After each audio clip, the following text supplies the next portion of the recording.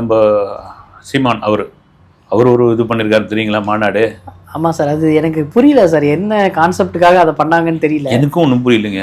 அதாவது மாநாடுனா மக்களை வச்சு தான் மாநாடு, ஆடு மாடுகளுக்காக மாநாடு நடத்த போறேன்றாப்புல அவர் போன எலெக்ஷன்ல என்ன சொன்னாரு, நாங்க ஆட்சிக்கு வந்தா, நாங்க கவர்மெண்டா இங்க உட்காந்தா மாடு மேய்ப்பதே அரசாங்க உத்தியோகமாக மாத்துவோம் அப்படின்னு சொல்லியிருந்தாரு.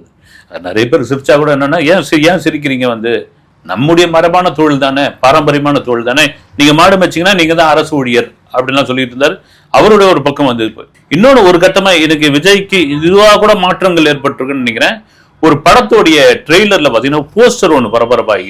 ஆமா சார், நேத்து ரிலீஸ் ஆன ட்ரெய்லர்ல அதுல முதலமைச்சர் விஜய் அவர்கள் இந்த மாதிரி இலவசங்கள் இனிமே இல்ல, இளைஞர்களுக்கு நீ இலவசம் கிடையாது, இளைஞர்களுக்கான சில நலத்திட்டங்கள்லாம் அதுல இது பண்ணிருக்கான்னு சொல்லி பெரிய போஸ்டர், ஒரு குறிப்பிட்ட பத்திரிகை ஞாபகப்படுத்துற மாதிரியான, அதுல செய்தி மலர்னு போட்டிருக்கு, தினமலர் போஸ்டர் மாதிரி இருக்குது. அது